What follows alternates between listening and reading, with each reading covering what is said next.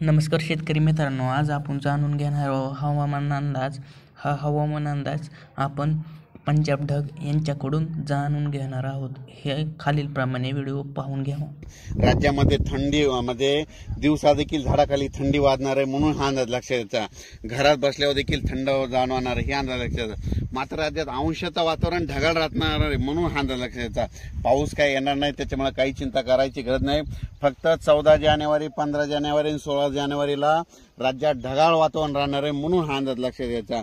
पूर्व विदर्भ, पश्चिम विदर्भ, दक्षिण महाराष्ट्र, उत्तर महाराष्ट्र, कोकणपट्टी, खानदेश सगळीकडे 13 जानेवारी 14, 15 आणि 16च्या दरम्यान ढगाळ वातावरण राहणार आहे म्हणून हा अंदाज लक्षात घ्यायचा. राज्यात एकंदरीत परिस्थिती बघितली तर राज्यामध्ये सध्या पावसाचं वातावरणच नाही म्हणून वीटभट्टी उत्पादकांना सांगू इच्छितो, काही चिंता करायची गरज नाही. जनता कांदा काढणीचा आला असेल त्यांनी कांदे काढायला सुरुवात करावं, कांदा लागवड करायला काही हरकत नाही म्हणून हे अंदाज लक्षात येतात. पण राज्यातल्या सर्व शेतकऱ्यांना सांगू इच्छितो की राज्यामध्ये सध्या तरी पावसाचं वातावरणच नाही. फक्त 14, 15, 16 जानेवारीला मात्र ढगाळ वातावरण राहणार आहे म्हणून हा अंदाज लक्षात द्यायचा.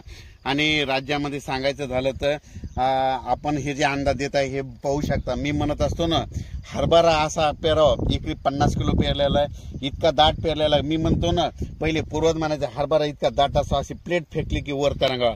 तर पाहू शकता इतका दाट आहे, 50 किलो पेरलेला आहे. 4 पाणी झाले, 3दा खत द्यायला, आज 5व्या फवारण्या केल्या आणि या प्लॉटला उतार देखील येणार आहे.